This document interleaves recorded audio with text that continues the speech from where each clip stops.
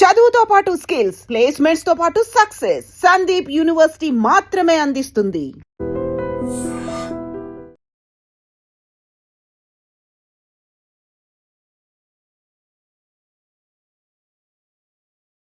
దానికోసం ఏం చేయాలంటారు? ఈ మధ్య కాలంలోనే విన్నది ప్రధానమంత్రి నరేంద్ర మోదీ తెలంగాణ ఎంపీలతో మాట్లాడారు.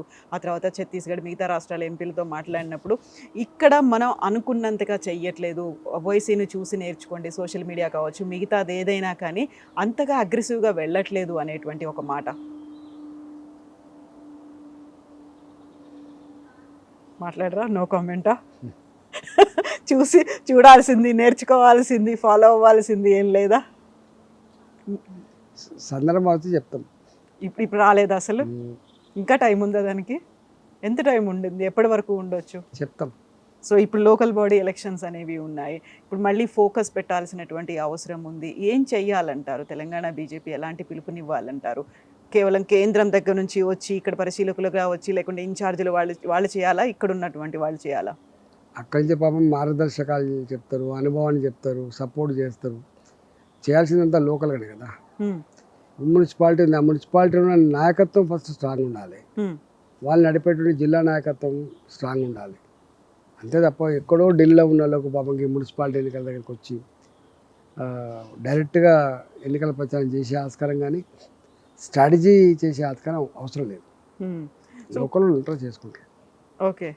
సో దానికోసం టైం చాలా తక్కువ ఉంది. 15 రోజులు కూడా లేదు. మీరు చెప్పినట్టుగా ఒక కలెక్టివ్గా ఉండాలి, కార్యకర్తలను కలుపుకుపోవాలి, ప్రతి ఒక్కరిని ఇన్వాల్వ్ చేయాలి. ఈ టైం సరిపోతుందంటారా? ఇది స్థానిక సంస్థల ఎన్నికలు కదా, చిన్నవి కదా. మున్సిపాలిటీ అంటే జస్ట్ 1000 ఓట్లు, 5000 ఓట్ల కంటే ఎక్కువ లేవు నాకు తెలిసి. అయినప్పటికీ కూడా చాలా ప్రెస్టీజియస్గా భావిస్తున్నాను కదా. ఎందుకో అంటే గెలుపు అనేది తప్పకుండా ప్రెస్టీజ్ తీసుకుంటుంది ప్రతి పొలిటికల్ పార్టీ. ఇవన్నీ బేస్ కదా.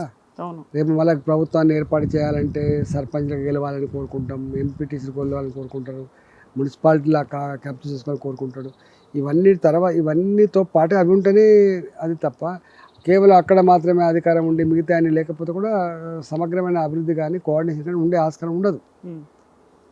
సో ఇప్పుడు ఈటెల రాజేందర్ అభిమానులతో కొంతమందితో మాట్లాడినప్పుడు వాళ్ళు అన్న మాట ఏంటంటే, ఒక రేవంత్ రెడ్డి ఒక బండి సంజయ్ కలుస్తున్నారు ఈటెల రాజేందర్ని దెబ్బతీయడానికి అనే ఒక మాట.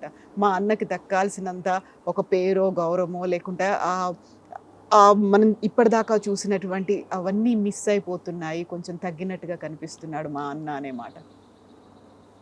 బయట వాళ్ళు పాపం మీ అభిమానులు వాళ్ళు ఏ కోణంలో చూస్తున్నారో పాపం, వాళ్ళ అసెస్మెంట్ ఏందో వాళ్ళకి ఎరక, నాకేమైనా తెలుస్తుంది.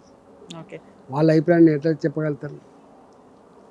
గతంలో ఈటెల రాజేందర్ అన్నని ఊహించుకున్నట్టుగా మా రాజేందర్ అన్న అట్లుండే అంత గొప్పగా ఉండే, ఇప్పుడు కొంచెం తగ్గినట్టున్నాడు. ఏముండదు, సైలెంట్. ఇప్పుడు గట్లే ఉన్నా, ఇప్పుడు గట్లే ఉంటా, రేపు కూడా గట్లే ఉంటా. ఓకే. ఏం మార్పు ఉండదు. ఇప్పుడు కవిత దగ్గరికి వస్తే, కవిత అంటున్నటువంటి మాటలు, ఆ తర్వాత సరికొత్తగా నేను ఒక పార్టీ పెడతాను, ఇప్పుడు శక్తిగా వెళ్తున్నాను, ఇప్పుడు ఒక వ్యక్తిగా వెళ్తున్నాను, శక్తిగా వస్తాను అనేటువంటి మాటలు, అంటే వారికి ఉన్న నమ్మకం ఏంటో, వారికి ఉన్న శక్తి ఏందో వారికే తెలవాలి తప్ప వారి గురించి నేను ఎట్లా కామెంట్ చేస్తా?